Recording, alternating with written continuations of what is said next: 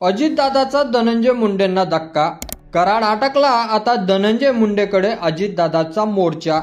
तसेच नरेंद्र मोदीच्या बैठकीपासून धनंजय मुंडेंना ठेवण्यात आलं दूर. त्याचबरोबर अजितदादांनी बीडची कार्यकारिणी केली बरखास्त. अन अजितदादाचं ते वक्तव्य चुकीची माणसं असतील तर त्यांना बाजूला केलं पाहिजे. आपल्या आजूबाजूला कोण आहेत, कसे वागतात, कसे बोलतात, लोकांशी कसे संबंध ठेवतात, त्याचं पण भान आमच्या सहित सगळ्यांनी त्या ठिकाणी ठेवलं पाहिजे. आणि चुकीची माणसं असतील तर त्यांना बाजूला केलं पाहिजे. आता अजितदादाच्या याच वक्तव्यानं धनंजय मुंडे यांचं मंत्रिपद धोक्यात.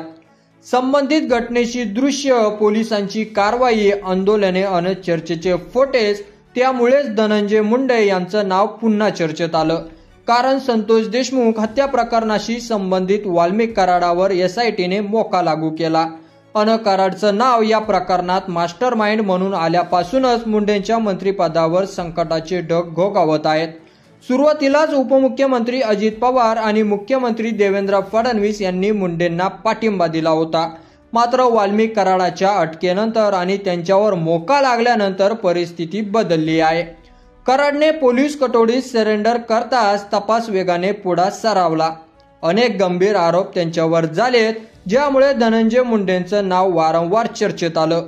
मात्र बीड जिल्ह्यातील संतोष देशमुखांच्या कुटुंबियांनी न्यायाची मागणी करत आंदोलन केलं, तर वाल्मिक कराडांच्या समर्थकांनीही रस्त्यावर उतरून विरोध प्रदर्शन केलं. या सर्व पार्श्वभूमीवर जातीय तणाव वाढल्याचं चित्र आहे. महायुती सरकार आणि भाजपाच्या केंद्रीय नेतृत्वावरही प्रचंड दबाव आहे. या प्रकरणामुळे राज्य सरकारवर राजकीय आणि सामाजिक दबाव वाढत आहे. त्याचबरोबर धनंजय मुंडे यांनी वाल्मिक कराड आपला निकटवर्ती असल्याची कबुली दिली.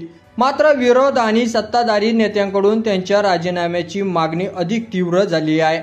मात्र आता धनंजय मुंडेंचं मंत्रिपद वाचणार की नाही हे येणाऱ्या काळातच स्पष्ट होईल.